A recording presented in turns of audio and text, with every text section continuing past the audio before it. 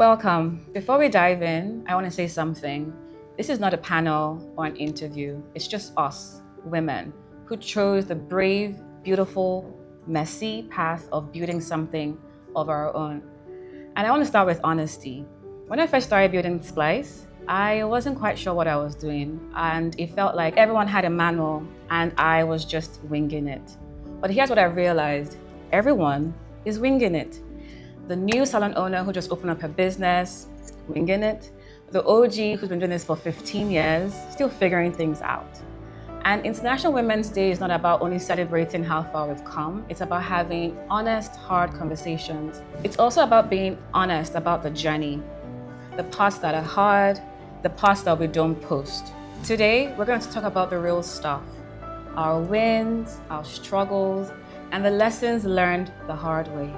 Because building a business as a woman can feel lonely, but you're not alone. You're at a table with women who are doing this with you and thousands who are also watching as well. So welcome to Built by Women.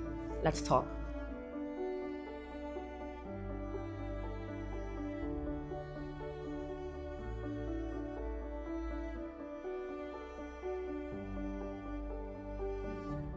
Tell us your name, your business, and complete the sentence. I started my business because... My names are Goodness for Sherry. Name of my company is Bougie & Co. Lagos Limited, aka the Bougie Lagos. I started my business because I wanted standards. That's it. Okay. Hi, my name is Joy Adesonya. I am the managing director for AJ Skylar, and I started my business to change the narrative. Okay.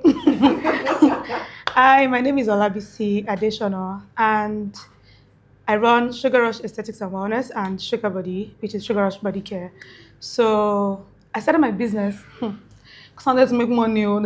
There's not much to it. Hi, my name is Lisa Ani. I run Not House by Herewa. I started my business because I needed a creative outlet. Okay, I like that. All right, so this is for everybody. Whoever wants to speak first can. What was the scariest moment right before you started? The moment where you almost didn't do it at all?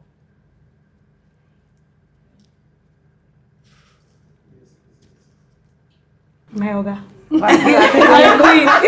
literally feel like all the eyes zooming on me. Please, answer. And I was hoping to hear from someone else, but I guess I'll shake the table a bit. Okay. So the scary moment for me was when doubt came into play from people that should have believed in me. So for me, that was the scary factor, because if they don't believe, then maybe I'm making a big mistake, right? And then they tried to downplay the idea that I had. So for me, it was go big or don't go at all. And to them, it was, why don't you just sell out the boot of your car?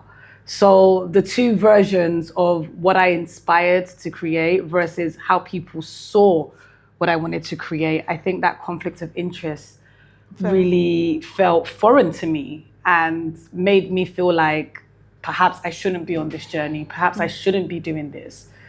But on the other side of fear is faith, and that's where we are now. So, hallelujah.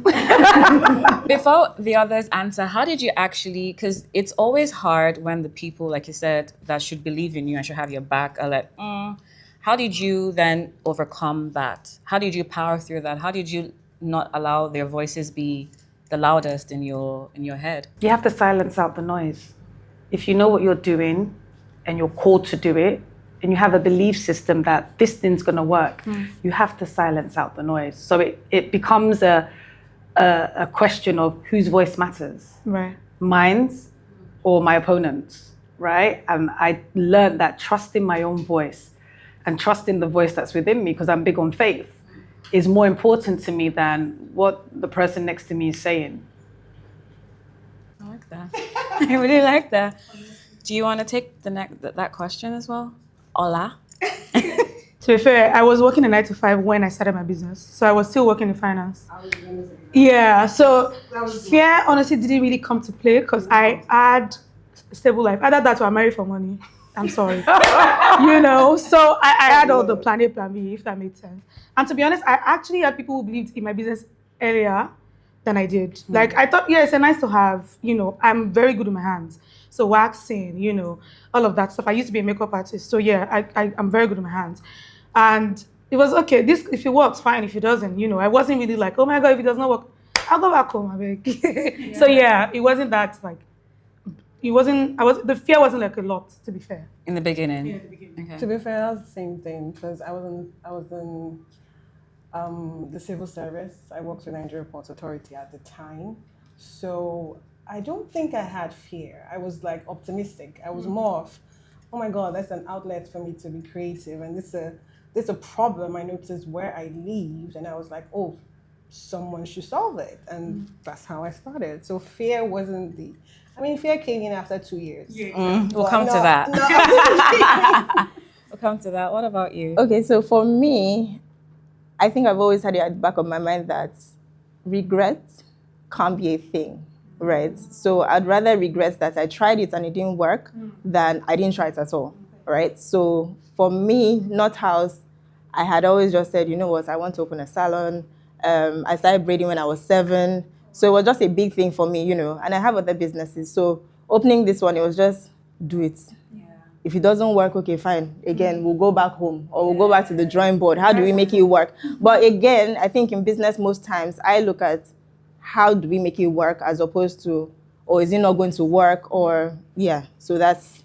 I like that you talk about regret because even with me, before I moved back to Lagos, I was in the US and I remember I just woke up, I was like, okay, I'm going to go back. And everyone was like, are you okay? Why? And then like one of my bosses was like, are you sure you won't regret it? And I was like, actually, no, I think I would regret it if I didn't do it. I'm like, I'd rather move back home now. Okay, it's a mistake. I'm young enough, I can course correct. Than to wake up at 45 with 2 kids and be like, oh, crap, I should have gone back home then. So I think it's very important that to use Joy's, words, you quiet the noise because that person played a very big role in my life. So I could have easily been like, okay, yeah, I shouldn't do it. So I like that.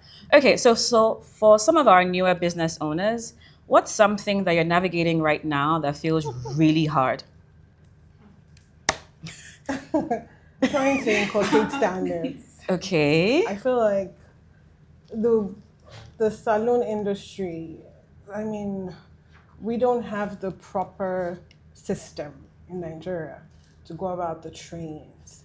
So usually the hardest part for me is trying to keep up the standards you've created.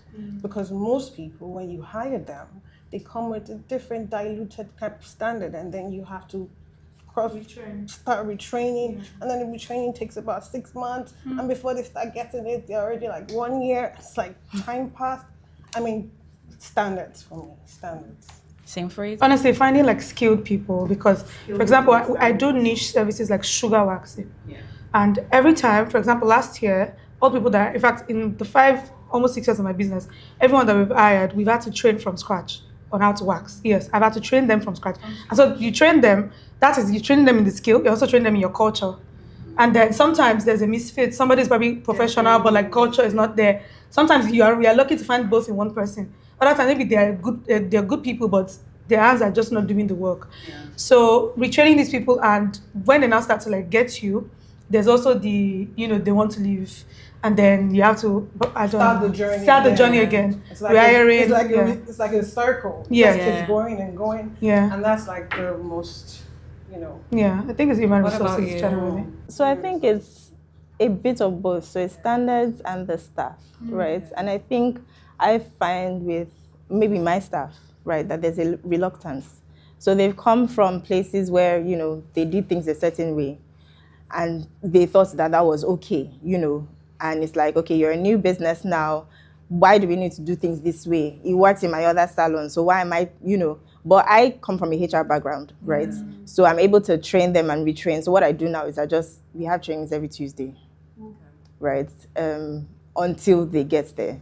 But they need to also understand. So, yeah, I think it's just trying to get them into that culture that we have at our salon. So Yeah. I want to ask you, like, when you were just starting out, how did you navigate these issues? How are you navigating it now, if it's still something that you're facing? It's not something I'm experiencing now. In the beginning, I think the most important thing for me was intentional hiring. I don't hire based off your skills. And I've come to learn that people will leave. So if you keep living in the fear of, I train them, they'll go, they'll you go. know, your business will stay, Yeah, exactly. I don't your mind. business will I've stay never bothered. stagnant, Yes. right? So I've always had the mindset that you train them well enough to keep them, train them well enough that they want to leave, but treat them good enough that they don't want to go, they want to stay, right? I think Richard Branson said it best. So that's how I've always operated with my staff. I've always embedded them in the culture of the business, making them believe that they also have a piece of the pie. Right. So we do things like profit sharing. We do things like being transparent with how much we're making, because I don't want you to feel that Madame has rolled up in a new car and I've taken all the money to go and buy that. I'm trying to be as transparent as possible. And I also buy you into the vision. So every time you think of the brand, you think that you own the brand. You have that entrepreneurial mindset. And I think when you start reprogramming the minds of people like that, they start to change the attitude towards work. Now you're not going to get, there's always going to be one bad egg. But I'm lucky to say in my years, and this year's clocking 10 years of my entrepreneurial journey, thank you all, I've had a very high staff retention, right? So when people are telling me problems like, oh, staff did this and staff did that, the percentage for me is very small. And that is because from the minute you walk into my office for an interview, I am scrutinizing you if you can fit my culture, not if you can do the work. Right. Because skills can always be taught, but character cannot. And it's very important that when you're speaking to people and you're interviewing them, you're not interviewing them based on their skill set. You're interviewing them based on their character. So you want to check out for empathy. You want to check if this person has a discerning spirit. Those kind of things help you. When you then put them into the role, then you can say to them, okay, do this. I don't know how to do it. You train them, you make them understand it, and they feel a sense of loyalty to you.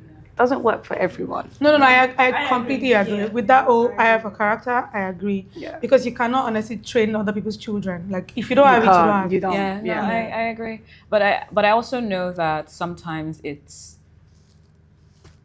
I wouldn't say it's hard, but like, when you're hiring from a place of desperation, right? You tend to make mistakes. Yes. It's because even me, like, there have been times where I've been trying to hire and I'm like, still recently I was like, okay, no lie. We're going to take our time so that we actually hire the right person. Because that time you will still take it. Yeah, exactly. Okay, so switching gears a little bit, let's talk about something that no one posts on Instagram. What's been the hardest part of running a beauty business that has surprised you, that you didn't think about, but then you're like, this thing is hard? Revenue is not profit. I say it all the time. So when people see you on Instagram doing well, they automatically assume that you have X amount of money coming in, right? And it's great when we sit down and we say my revenue for a year was 300 million, but how much of that is actual profit? Right. You can't post that online, right? That's the part people don't see. That's the part that you struggle with. You sit down with your team and you're kind of dissecting, where did all this money go? Why are we in the negative? What is going on? And I think those are the things that make you go back into your closet and question, am I doing the right thing? Why always me? Is this making sense, right? But you have to understand that consistency is key. And you continuously showing up by posting, by doing what you need to do, one day, Compounds. it's going to click, but you just have to be patient enough to wait for it. So we're not going to sit there and post the times when we're having our strategy meeting and my EA is here to tell you, and the accountant stands up and he's giving us news and I'm sitting there like literally shaking, right? But the next day you've got us on Instagram, everybody's smiling and chirpy and happy, and I'm like, God, how are we even going to pay salaries this month? You don't get to see that part, but there's consistency. and there's me showing up, and there's me doing my personal branding. So you automatically feel that, oh, Joy is that girl. Joy girl. Right? But the numbers, I think is something that a lot of people don't post. They post the noise. They post the noise, right? They post the viral moments. Yeah. But how much of that actually turned into a lead? Yeah. So if you start, delving into that with entrepreneurs, you'll start to realize people are not doing as well As you think. as they are. At least in terms of profit, sure. Revenue is just aesthetics at the end of the day. And I was just going to say that. Yeah, I was going to say that. It is. One thing that's because again, I come from a finance background. So getting into this was feasibility studies. Oh, I've put this much to start this business. If I do this many clients, at least I break even. My sister. How much time have you got? Literally, like your feasibility studies are not feasible. When you get in the mix, your landlord is going to look at you and say, rent is going up 2x next year. And 10x. Yeah. And there's just a lot of things. Salaries, like you said, the months when I'm thinking, how will I pay this month, And also cash flow as well. That was also something that I learned to manage. Cash flow is king. Yes. It's very important for you to have cash flow. Yeah. Very important. So before you two answer, speaking about cash flow, how do you, or what maybe tactics have you guys both employed to help with just like increasing cash flow? Because like in the beauty industry, there's like slow seasons, there's lulls. We know that after December, it's a little slow, then it picks up again, then there's summer, and then before December again. So like, what are some tactics? And you don't have to tell us, your trade secrets. But like, okay, yes, tell us. There's no gatekeeping because we're all women on this table, and there's women that are watching this, and I want you to succeed in your business. It's important for me that you succeed in your business. This is why I wanted you. Right? So for me, what we started doing is we started doing a daily savings scheme. So every day there's a standing order that is set up with our bank account that will automatically remove money from our account, and it'll go into a mutual bonds account. Right? And it goes from every single brand. So at the end of the month, the business is saving at least 7 million naira. Every month, we're saving 7 million naira. So that's cash flow.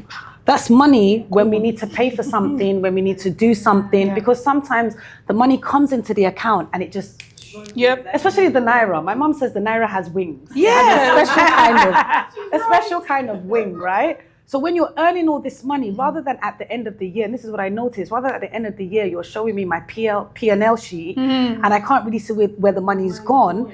I'm now smiling because I'm sitting there thinking, well, we've got 25 million in the kitty. Exactly.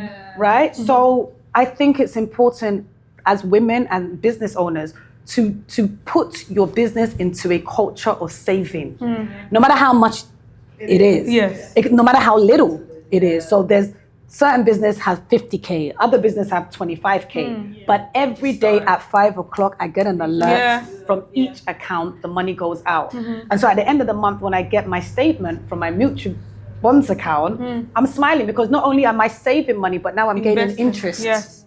Right? And another part that we're now going into is we're going to start buying stocks. Right? So we're now looking at how the business can generate money while we sleep. Right. Not just an income coming in and then it's going out, but now we're growing the money in other markets. So as a woman, you have to be smart when it comes to business. Don't take all the money that comes in and splurge it. Learn to save it. I like that. Yeah. Thank you for that. Thank you. Anybody else want to share? I'm taking notes. This is not my department. I'm taking notes, please. No, but for sure, I think on the money part, honestly, aside the savings, I think another thing would just be to, again, steward your money right. I don't know how to explain that, but basically look at money and know that this is business money. I think that makes, it's 2026, but we still have to let people know that this is business money. Yeah. It's not your money. Yeah. And also steward your money right. For example, last year I rebranded our product line. So, that was beautiful. I love just being creative.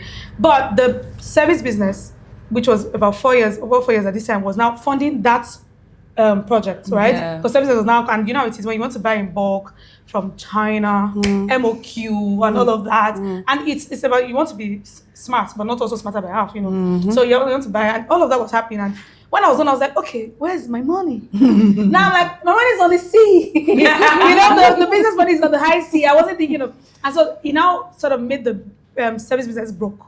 because it's now funded its new baby. And now we're not living hand to mouth. We did that for like 6 months. I was like, never again will I do that. Because sometimes, you want to grow your business, you want to expand, have a new product line, a new range, or a new, something, what do you call those things?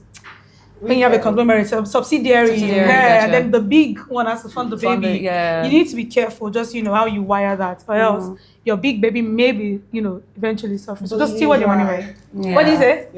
Your old baby might be bleeding. Yeah. Yes. Exactly. Yes. Yeah. Old baby may be bleeding dry. That's really good. Something that I guess struck me now as you were talking was that you were saying that with the saving, just start small. Then you also said even like when you're starting with your business, just start small, just start. So like it seems like behind everything is just start, just like have some sort of progress or motion, and then everything else will just fall into place. So you figure things out as you With go structure. along. Start small, but with structure. Yes. I think a lot of people now are missing the point when we want to start a business because of what we see or because of what our neighbor is doing. We'll go and get a whole building, right? We'll get a whole building. The landlord has promised us that the rent is going to be one price point, but you have to put it in the back of your mind that the landlord owns this building. And the minute you do the renovations on this building, price has gone up. Yep. Right? So let's not get carried away because I want to drive into a whole compound that belongs to me. You can start in literally one room, grow from there, let the demand be visible, right? So you've got that push and pull rather than you're just pushing and there's nothing to pull from. So it's very important when you start business, first of all, don't even look at what your neighbor is doing. Don't look at what your neighbor is doing. I was going to come in and say, this thing that people I feel like after time, people just want to do, this is the testament that the Lord is good. Yeah. They want to do stuff. What? My sister. True to God, don't you have they want to, I'm like, hey, no. Because I started my business from the second room in my apartment. Yeah. And then from there, I was sharing space with someone, then a 3-bed, and then now a 5-bed. Yeah. So it's not just you wake up and, if you have money, sharp, feel free, help the economy. Even if you have money. So you have to build the But you forget that another thing is many people do not start business from that whole from a business point of view. Some people it's passion. No, some people's aesthetics. Exactly. Aesthetics. Yes. Let's call it what it is. It's aesthetics. Yes. And so the books don't matter to them because they're not funding it really from the business. Yeah. So that's a different conversation. Okay, now speaking about aesthetics, right? And I'm kind of veering off topic a little bit. So people, like we live in a very social media driven world. People see Miss Joy is doing well. I want to be like her. Ola is doing well. I want to be like Ola as well. Pick Miss Joy. I want to be like her. So it's good as, oh my gosh, I love Goodness's, nail salon. I love Bougie and Co. And they're like, you know what? If they're doing it, I can do it too. And I like what it looks like. So are we saying that people shouldn't start businesses just based off of, well, you see what that person does, and then you're like, okay, I could do that too? Or what else should be driving the decision? Check the track records. Check the track record of the person that you're inspired by. No, but sometimes the track records are not public. No, they are public. Some are public. They're pretty much public, right? Where did this person start from? Did Like they just GPT. appear on the scene with a big brand and it's selling and nobody knows about it? Or can you track their history from when they started in the room? Because there's consistency. Fair. You will see it, right? There's a difference between the lady that goes and gets a whole building and is showing off about her brand, right? From the lady that was showing you when she was in her room, unpacking stuff, showing you how she was. It's very visible online. The internet doesn't lie. Fair. I mean, there is even in the content that they create. When someone was using POS camera, now they're on 17 Pro Max, you will see it. Why are you so messy? Why is she like this? Why is she so messy? No, but you can tell from like that kind of trajectory. So yes, I agree. Okay. Well, going into a less contentious question. Have you ever cried about your business or because of your business? Yes. Are you okay? I said I know you're not. I should cry now. You're touching a nerve. I'm so sorry. Oh my God. But you said yes. Yeah. So do you want to share? I think sales were just very poor, and then I came into more issues And I hadn't even gotten to my office. So it was like from the gate to the entrance to the reception. And then I just felt overwhelmed. And I just quickly ran to my office and I just started crying. And then I recorded it. And I told myself I was going to watch this when it happened. That yes, you did cry. Yeah. And you have cried several times. I mean, sleepless nights of you actually doubting yourself. Because I have that issue of doubt, self-doubt a lot. So, because like she says, quieten the noise, because everybody around you is like, how does this work? How are you trying to put standards in this industry? Everybody that knows this industry are like road-sided people. And then you're there, and then the sales too are dwindling, and you're like, so are they right? Am I wasting my time? And then mine is sleepless nights and then crying. I mean, it happens, and when I'm done, I clean it and I just go back to work. I mean, that's it. Well, thank you for sharing. Yeah. Tell me. So the thing is, I'm not a crier, right? I don't think I cry. I'm not a crier. But with this business, so I have other businesses, right? And I think I've understood over the years how it works. But with this one, so this is my first physical space, right? I cried. So we opened and we started having customers say like 3-4 days after opening. This is strangers now, not family and friends. The day nobody walked in, I cried. Because I just said, this is it. This is like, you're not supposed to have done this. Why did you open?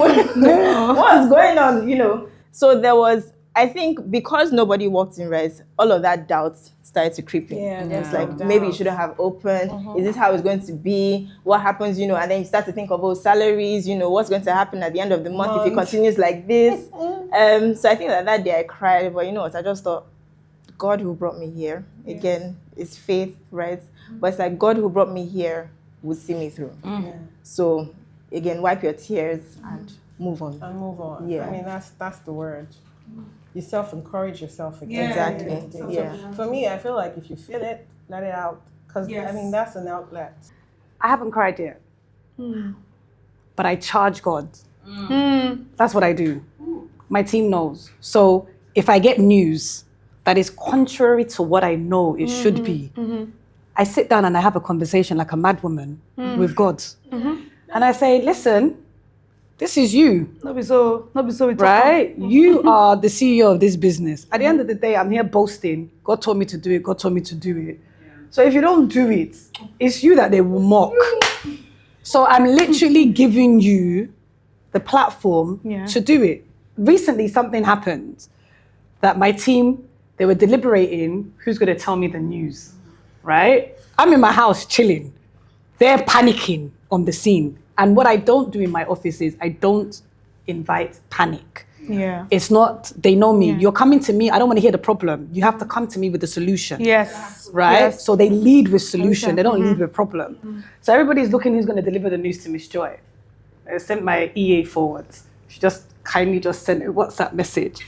I got the WhatsApp message. I said, wow, I was in the middle of eating pounded yam with seafood okra. My chef just placed it in front of me. And I looked at the food, as in, I just took this one. You need calories. Then I started laughing. Right? I started laughing that it's not. This isn't for me. Yeah. Like this can't be for me. Then I went upstairs, and I put my phone down, and I went to sleep. Switched off my phone, and I went to sleep. The next day when I woke up, I told them, I said, this letter's not for us. I said, I don't know how you guys feel about it. Yeah. They goes, I said, it's not for us. Look at me well. It's not for us. Yeah. I know the God that I'm serving. And that's how I operate in business. Yes. I have to put God in remembrance because this is not my calling. I didn't want to open a salon. I don't know how to do hair, but I've got the business acumen, right? So for me, I know how to manage people.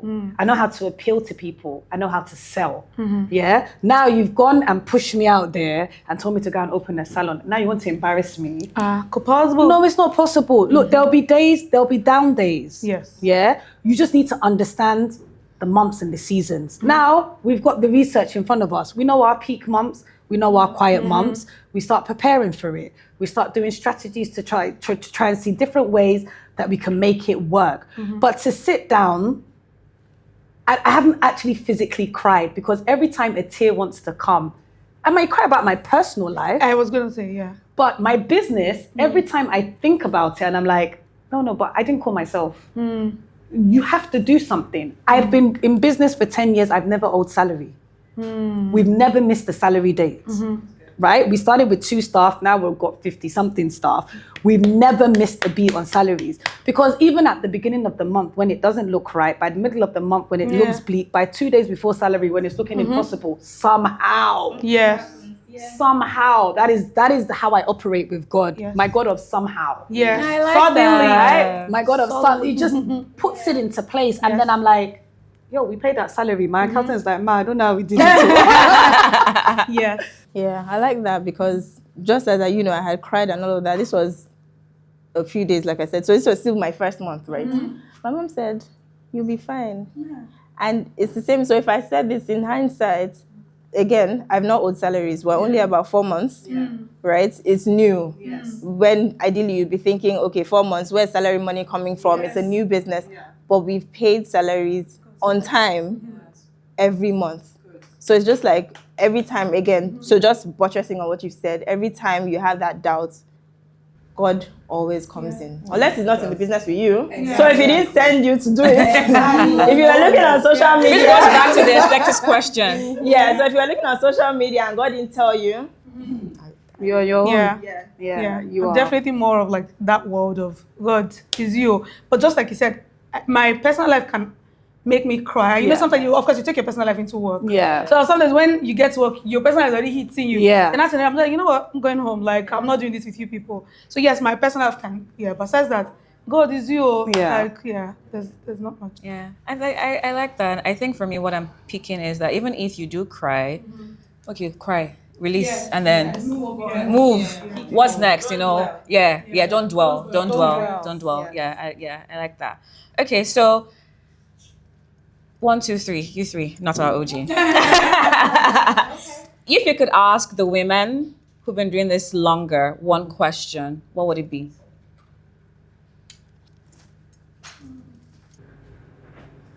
I think for me, it would be marketing. And sustainability, because again, even though I'm from a finance background, like I said, that for me was just okay, the money we're making, accounting, all of that. And to be honest, one thing that I'm very thankful for is in the early days and even till now, data tells me that the chances that if you come to Sugar Rush, aesthetics and wellness, chance that you'll be back is it's usually between 60 to 70%. That's good. So I'm really grateful for that. That's good. So that has kept us floating, for a bit. Like it's kept us, referrals was good. In fact, I don't think we did ads in the first 4 years plus of business. It just never occurred to me, because things were working with just Lion comes, Lion tells Shayo brings Ayo, and that was just working, right? So, but as because again, you lose clients, you lose customers to death, you lose some too, because again, when you're mostly working with women, some will marry and go to their husband's house. Some, they'll japa and some people just get tired of you. They want to go somewhere else, which is fine. So, and then I said to her, let's okay, we need to replace these people. And how do I do that? I did not have any marketing background. I mean, if I still want to work with you, I can sell. But that marketing was just, how do I advertise? So yes, I think that's something that I feel like also people do not talk about when they're talking about how they grew their business. It's always, there's really no mention. Oh, it's a structure. Yeah, I've structure, ma. I've already finished structure, ma. I have the structure, but how do I get people through my door? Just Okay. How to get leads. What about you? Yeah. I think it will be that majorly and personal branding, because I do follow you on your personal brand. I knew when you started, and I was like, oh my gosh, you can do it. But I'm like, I'm not sure I can do this. And then I feel like that has probably helped the business again. And there being a constant face and maybe what you stand for, your values, and how it's translating onto the breeding form. I want to do that for the Bougie Lagos, but I'm finding it difficult. The same thing, putting yourself out there and you're like, oh my God, I just want to be behind the scenes. Yeah. And then they're like, no, you must come and put your face. I mean, Splice is probably the first place I actually put my first content out. You're welcome. Literally. And so I'm trying to encourage, I'm pushing myself, like, you can do this. Let's do this. And I think that's one of the things I feel like I want to ask founders who we actually look up to. How do you marry your personal brand, your brand, and then the marketing? I mean, like she said, they'll be like, structure your business. Yes, we've done that. Now tell us the integrity of how you got the leads. Well, great thing that we have here. She's gonna answer. Yeah, she's gonna answer. What about so me? I think so. Apart from structure, right, and apart from, do you think? So this is two different questions. So apart from structure, what do you think contributes to scalability? Being able to scale, that's one. Then two, this is not targeted at you, right? But do you think that without the personal branding part of any business, a business is able to still grow now, like with the era that's we're in? I'm sorry, I'm gonna answer that. I No. don't think so. Yeah. No. Because look at Ayo. Look at Splice. It's just. I see Lion's face. I think I do this. You know, I don't even think. Why do you think I do this? I don't even think it's a shy business. girl. I don't even think it's a business, but I think it's more like a social problem. People just want to. Also, So we're no, saying it's that the behind personal brand won't everything. work. Sorry, so we're saying the business won't work without the personal And brand. then you I talk think about scalability. It will I work, think but like it- to what extent? Exactly. Well, Scalability let Okay. Miss Joy answer, but I think it depends on the kind your of business. business Okay. and your industry. Yeah. Okay. Yeah, some people can all get away without like showing their Yes. faces, Mhm. but then you probably will have to have a face. Yes. It doesn't have to be your face, right? Yeah, but a face. But But then yeah, it's easier to be your face because then you're the constant Kate in your business. Yes. But then I want you to answer me a question. What business now do you know that does not have a face? I mean, Because everybody, Richard Branson online. is selling her plane tickets. He I has mean- face. Everybody Sorry, online. So I'll give you an example. I think her name is Emma Greedy. Emma Greed. Right. Yeah. When she started out, she went the route of Faces. faceless, partnering with the Kardashians and putting them as the face of Good America and everything Yes, that she Kim's, was building, yes. right? But what's she doing now? She has She's even doing written book. podcasts. She's doing talk. She's putting out herself, her personal branding. She's rebranding herself because anything she drops now, you're going to instantly gravitate towards it. She doesn't need a Chloe. She doesn't need a Kim. She's building her own personal branding. So back to what you're saying, it is almost impossible in the digital age that we live in now to not associate your face with your brand. But the key is, how do you position yourself? Right? When people see you, what is the narrative and the story that you tell? And how do you marry that with the brand that you're carrying? I think that's the most important thing. So are you a business owner that's twerking on your personal page? Because if that's what you're doing, then there's going to be a disconnect. Yeah. Right? But if you're a business owner that has transparency, integrity, you're selling your business, you're not just talking about, I don't sit on my page and talk about the braiding vault. You're not going to go on my personal page and see me yapping on about I'm going to give you structure. I'm going to talk to you about strategy. I'm going to talk to you about how I started. So I look the way I'm talking. I feel the way I'm talking. I'm giving you a whole package. Perception is key, right? And another thing that you need to plug into is if you are shy, then you've missed your target audience because you are your target audience. You are your target audience. You create that business because there was a problem. And you found the solution and you want a woman like you, right, to come into that business. Yeah. So if a woman like you doesn't see you, then what happens? Right? So then we're hiding and we're shying away and then you're getting the trinklets. The one client today, the other client tomorrow. My clientele look at me and see, we can trust her brand Yes. because she looks like a woman that carries herself well.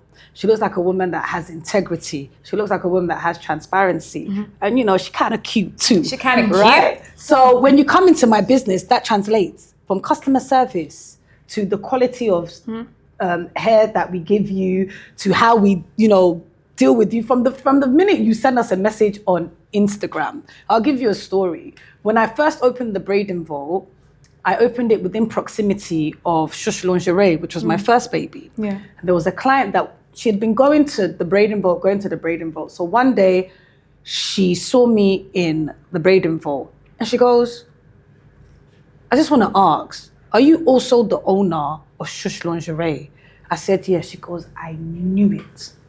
She said, I knew it. She said, the customer service and the luxurious feel that I get from that lingerie store, it's in this place. And I was like, there's no way this can be two separate owners. So I've mastered the art of creating a persona that I can put into, you put me into any business now and that persona will come out. I can thrive anywhere. You put me in a restaurant, it will be the best restaurant that you go to, right? Put me as a architect, it will be the best house that I built. It's not about the service or the brand that you're building. It's the brand persona. When people look at your brand, what do you want them to see? It's very important. And then you carry that through your personal branding. So if you know that you want people to come into your brand and respect the brand, you have to respect yourself. Yes. Yeah. That yes was very, very. No, because I've seen, that things, when I went to, again, I was working in 95, I started this business, then I knew, okay, I wanted to do this first. I went to beauty school for 2 years while I was running my business, and then now moved into a proper 3-bed and then did it well. So my point is, the people that met beauty school, and then I also see people, I'm just like, people are not going to take you seriously because there's just a way that you're carrying yourself. You yourself, you're not serious. Like, it shows. I'm a very playful person and everything, but like, but still, like, hey. Yes, but still, when you come to Sugar, you can just tell that we are serious. And I mean, I've been working now in the business since January because I fired like a lot of people in December. So now I meet more clients because the service I didn't know used to offer myself before, but Sugar works now.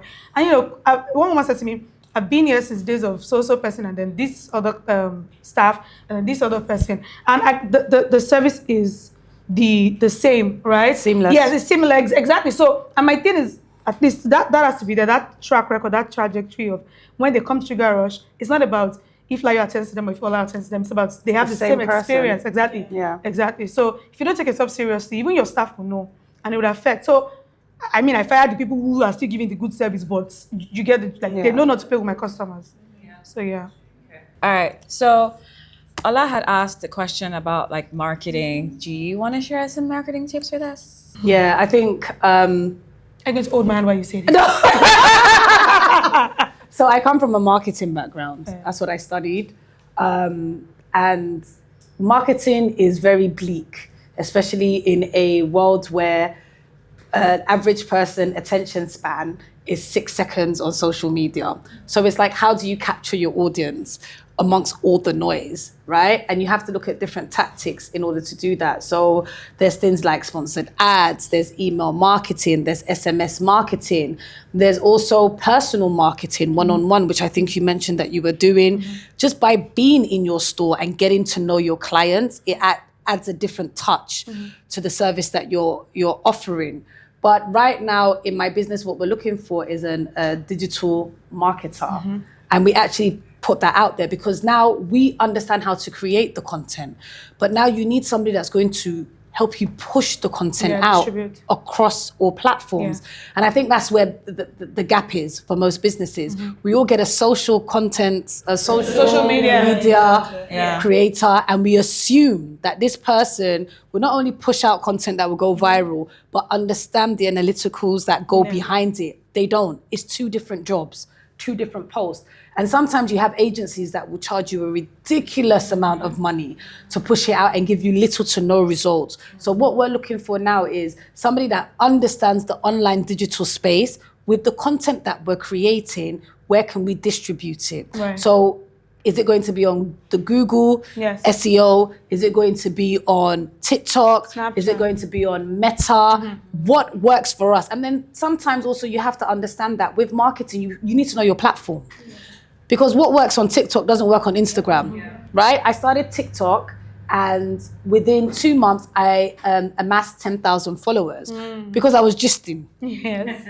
They like gisting. They're a community of gisters. Yeah. When I put like business structure and everything, right? But when I put that on social media, it gets a different response. So what you need to understand is what platform works for my business, right? And not every viral moment is your moment. Just because somebody did it and it worked doesn't mean that I'm now going to do it. So when this 24-hour braiding thing went viral with the lady in America, people were sending it to me and I was like, yo, we did this 2 years ago.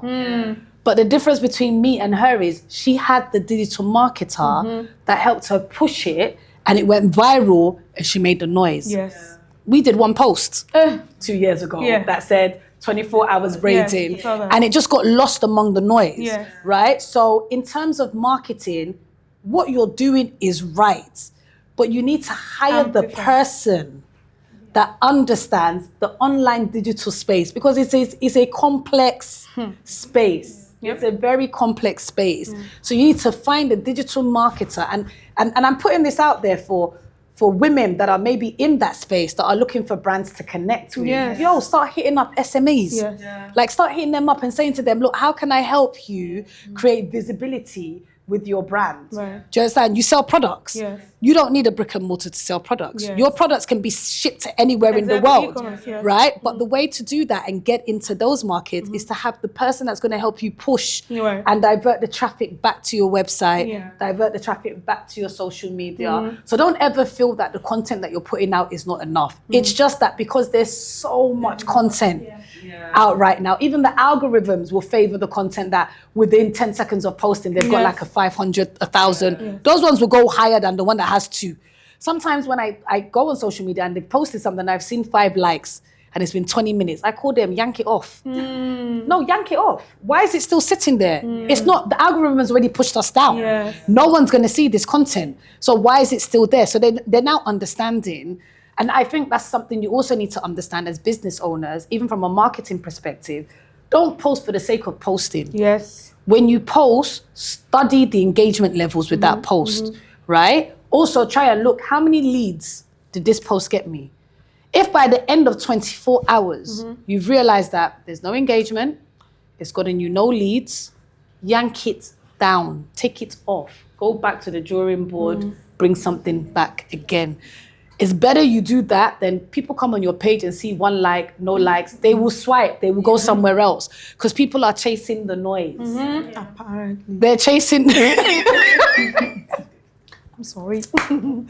They're chasing the noise. So with marketing, what I would say to you is get yourself a online digital marketer that understands ad sponsorship, that understands how platform works, distribution on platforms.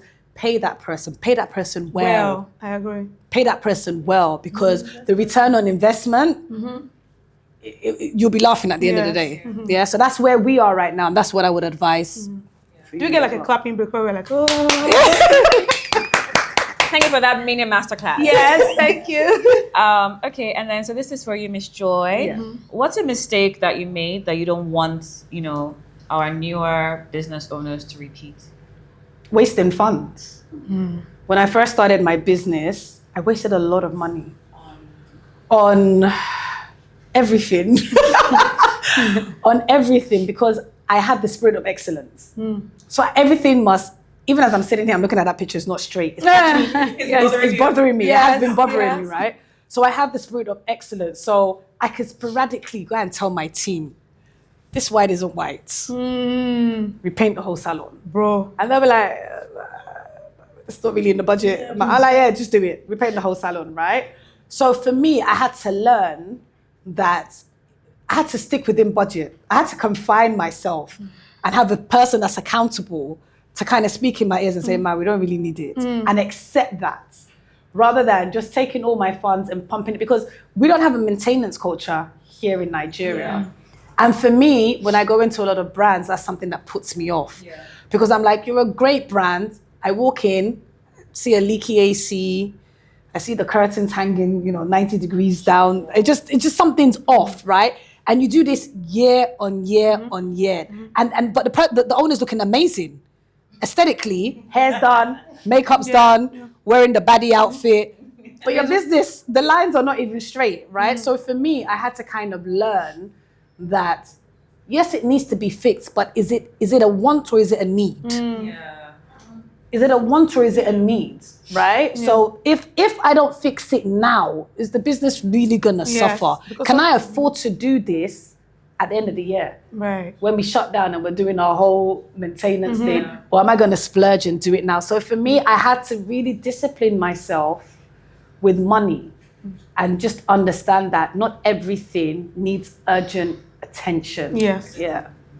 Because sometimes you're also more critical of yourself because you're the business owner. You're like, do seeds. Meanwhile, clients are just pressing phone and they're working to they're not paying any attention to it, and the cost just keeps going up. You know, it keeps going up. So keeping overheads down now is a priority in my business. Operational costs, we have a percentage it cannot pass, right? So now when they come to me, I say, don't come and talk to me. What is your budget? If it's not in your budget, it's not, because I don't want it to be a case of Madame said yes, but the budget has said no, right? And so because I'm the business owner, they're going to oblige. They're going to do it. They can't tell me they're not going to do it. But at the end of the day, when we're sitting down and we're talking about the 300 million that's coming to the account, and everybody's like, so where did the money go? And then you see, well, CEO said that we should paint the whole building. Do you understand where I'm coming from? So I've had to learn to kind of distinguish my wants from my needs when it comes to funding. That's wisdom. That's wisdom. I love that. Okay, so let's kind of talk about, solutions and wins and all that good stuff. So this is for everybody now. Tell us something that is working in your business right now that you're very proud Don't look so morose now. See, mom, if I laugh, problem. I said, let me be serious. So it's a win. No, but you look so I was zoning in. No focus. You're about to cry. Focus. Okay, so yeah, tell us something working in your business right now that you're proud of. Yes, my neighbor. My neighbor.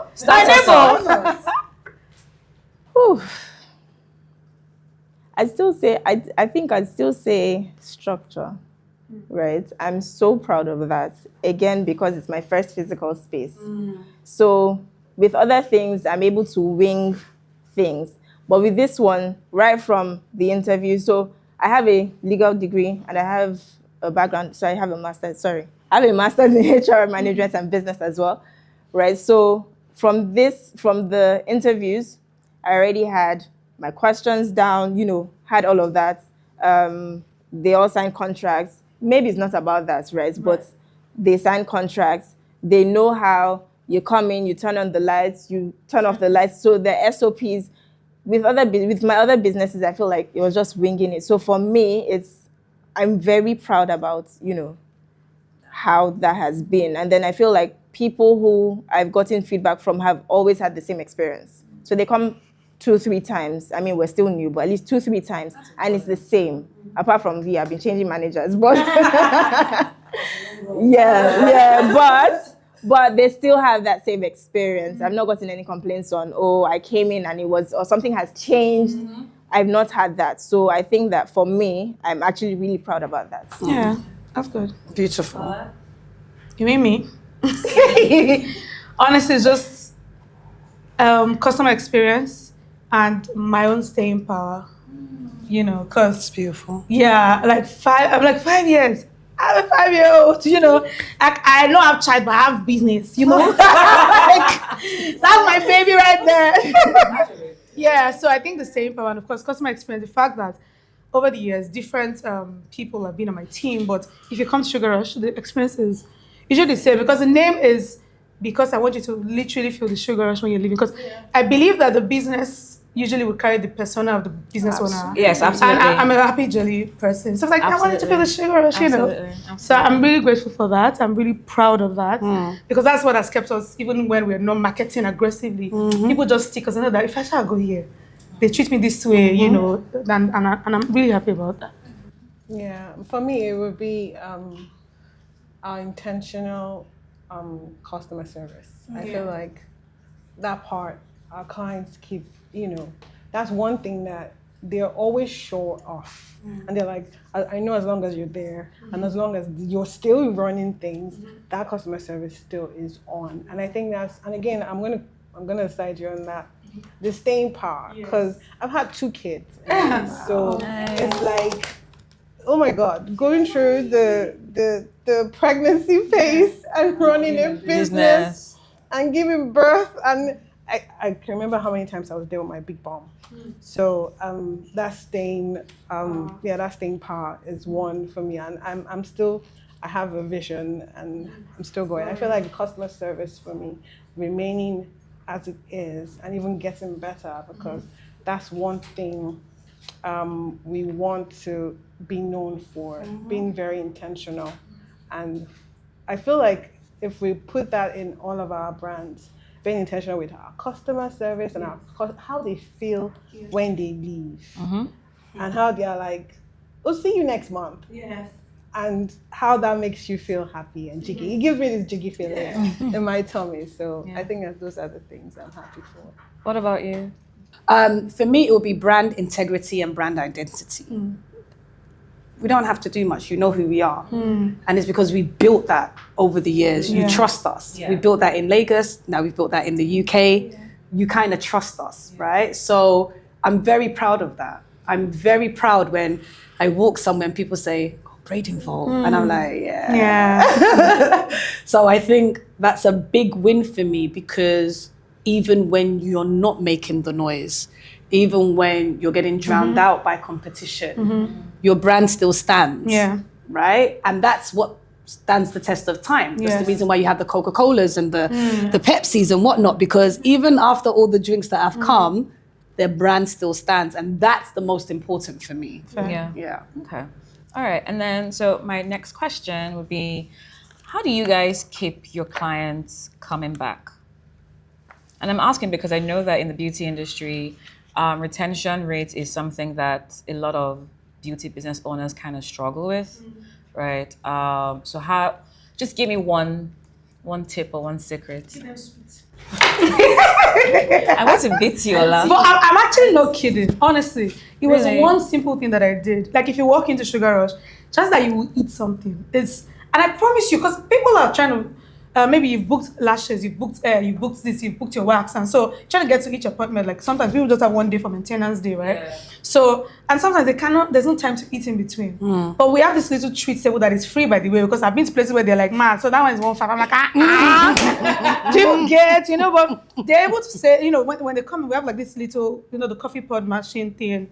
If you want coffee, I try to put like flavors, so like the bounty flavored coffee, all those little fun stuff, popcorn, like basic, nothing, but if you take 3 shot, drop it.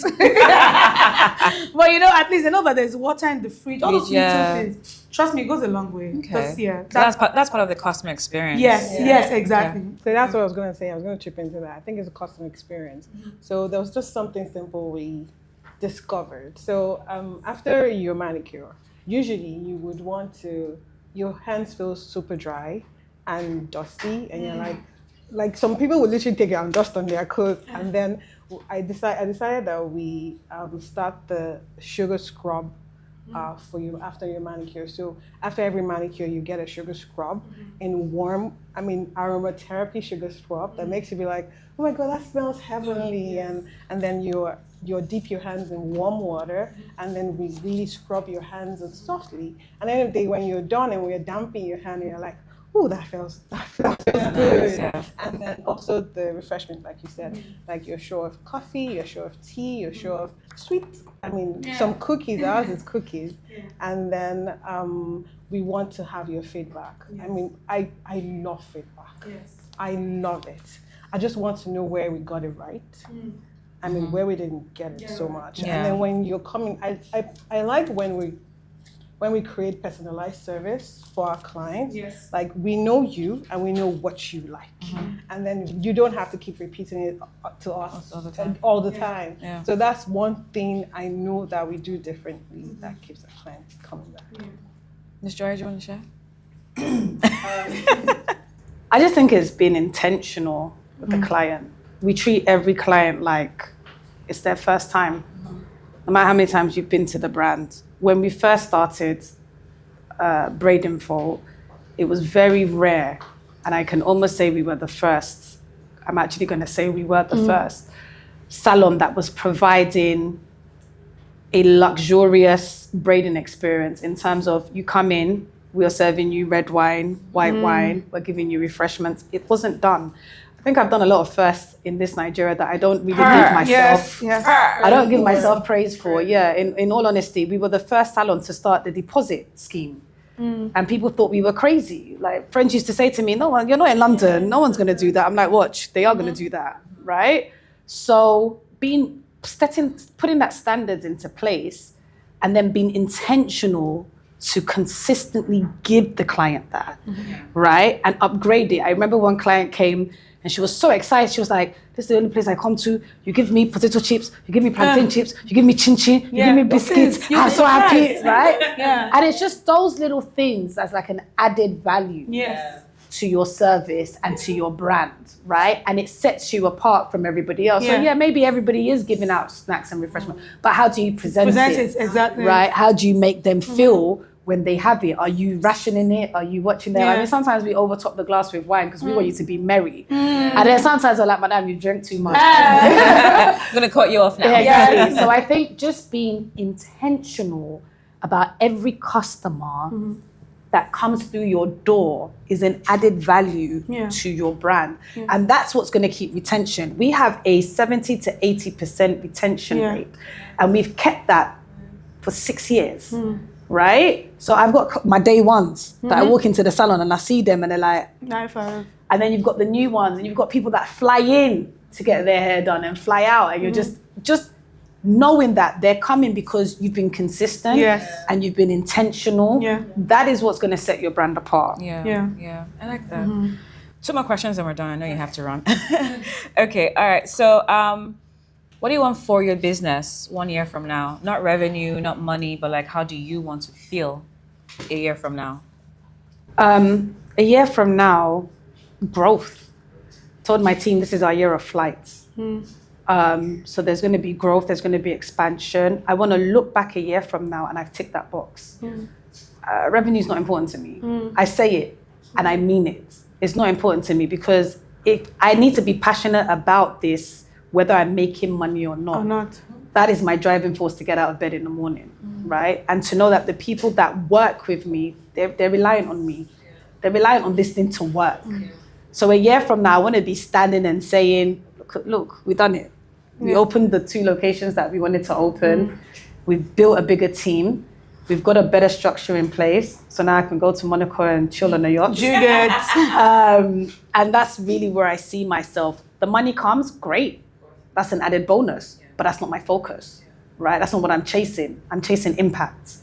And that's what I hope to gain a year from now. Hopefully I'll watch this a year from now. I didn't see. And be like, I did it. I did it. Okay. Actually, I'm chasing the mom. That's fair.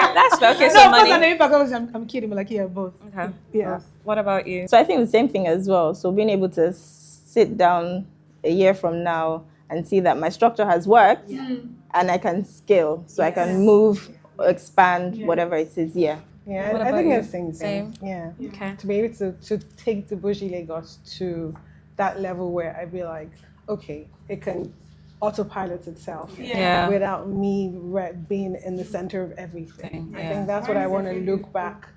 I want to look back and be like, okay, they got it. Yeah. That's what I Nice. want to look back on. Okay. And then everyone, if you could tell every woman thinking about starting a business right now, what one thing would you tell her? Should we shout? Yeah. I feel like we'd all say the same thing, no? What? Start. Yeah. Very true. Just start because, you start today, tomorrow you're a better person. Tomorrow you've started, You're never the tomorrow way- you've learned. Yeah, so you're you're never learning. the way you started. Yeah. You're never Just the way start. you started. In fact, you're never the same. Even Don't on the 6th year, overthink. the 4th year, you're different from the Yeah. 1st year. So, I mean, So just I think just start and obviously continue. That continue, I'm begging you, try because I think it's resilient. I put a caveat in that continue because sometimes you're continuing at a loss. Yes. So it's not no, working. You have to learn to let end go. it. Yeah. Yes, for sure. Right? Yeah, well, I was going to ask that question though. Sorry. No. Go ahead.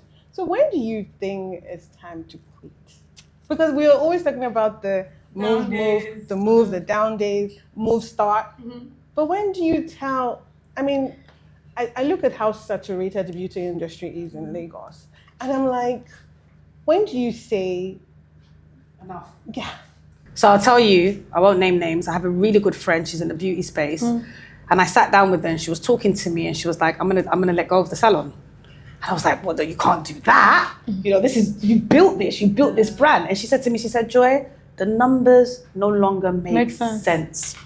She said to me, "So why am I pushing and striving and trying to make something work that's no longer giving me the return on investment?" And I held on to that because the truth is, you will know. Yes. Every business person will know when it's time to kind of hands up, I've got to let this go. If you're struggling with it, if it's no longer yielding return on investment, if it's no longer giving you joy, the passion has gone. What's the skill to that? Passion first, revenue first. It depends. It's a cocktail. It's a combination. I feel like most times they sort of come together. Yes. Because with the revenue, you're thinking, well, money isn't coming in, but we can still do it this way. I still want to push.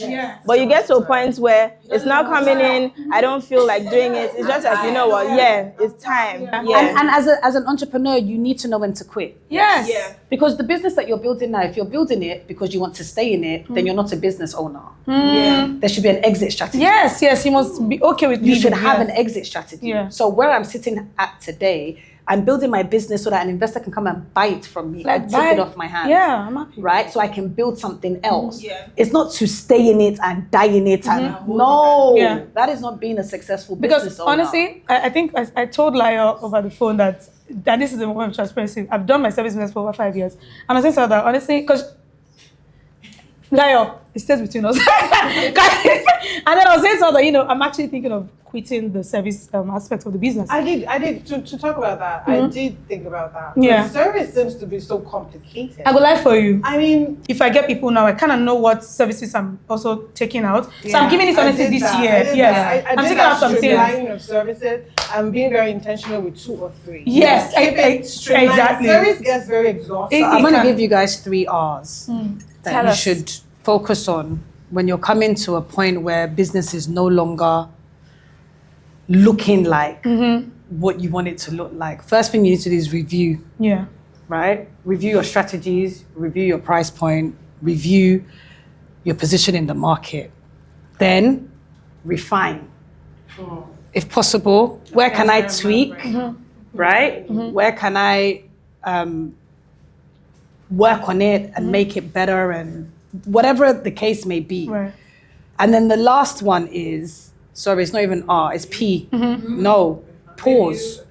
Yeah, I agree. Pause. If after you've reviewed it, you've refined it, and it's still not yielding what it needs to do, pause it. Yeah. Just stop it. Stop it. There's no need to keep pushing in something that's failing. yeah.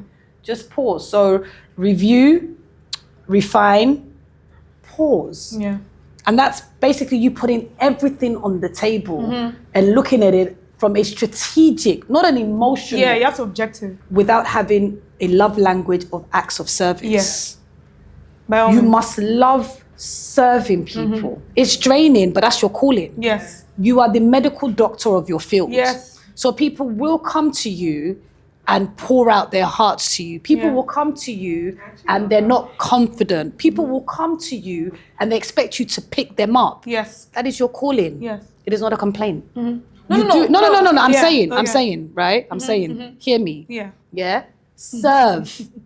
Serve. Yeah. Do it with everything that you've got. Then when you're tired of it, move on. Yeah. But thank you, everyone, for coming on here and sharing very honestly about the wins, the struggles, and just like how we are navigating this very beautiful, messy industry, right? And I hope that to everyone who's watching this, I hope that, you feel empowered. That sounds very salesy or very but really that you feel empowered and that you've gotten some answers to some of the questions. And then I think the bigger thing is that you're not alone. You have people who are doing this. There's a moment going on. There's a moment. Okay. So kumbaya. Kumbaya. Yes, happy International Women's Day. And yeah, we'll see you on the next one. Bye.